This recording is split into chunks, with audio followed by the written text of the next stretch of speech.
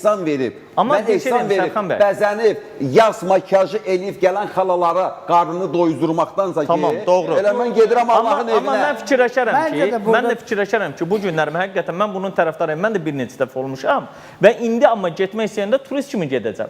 Amma fikirləşirəm ki, ora gedəcəyimə o qədər pulu, məsələn 1300 hardasa dollar eləyir minimum umrənin qiyməti. Bir tələbənin 1 illik təhsil haqqısını ödəyə bilərəm. O tələbələrdən bəlkə nə vaxtsa da bir insan yetişər ki, koronavirus dövründə bizi bu pandemiyadan xilas eləyər. Ona görə də təhsil, oxumaq, yenə də oxumaq bunun üzərində quraq. İslamın əsası budur. Baxın, mən sizə bir şey deyim.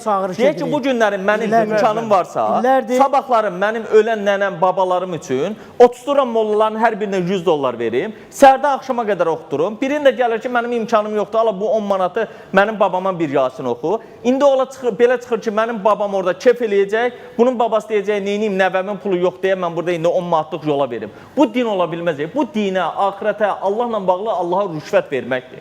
Allaha rüşvət iddiasıdır. Bu əslində Quran nə üçündür? Quran heç bir zaman ölülərə əsas almır, dirilərə əsas alır.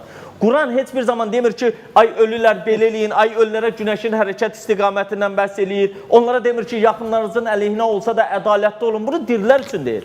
Deyir ki, məşvərət eləyin bir məsələ olduğu zaman, sizin deyir, hər bir zaman doğruluq tərəfində olun, heç bir zaman yetimlərin haqqına girməyin, sizin malınızda kasıbın da deyir, bir haqqı var. Bunu deyir bizə.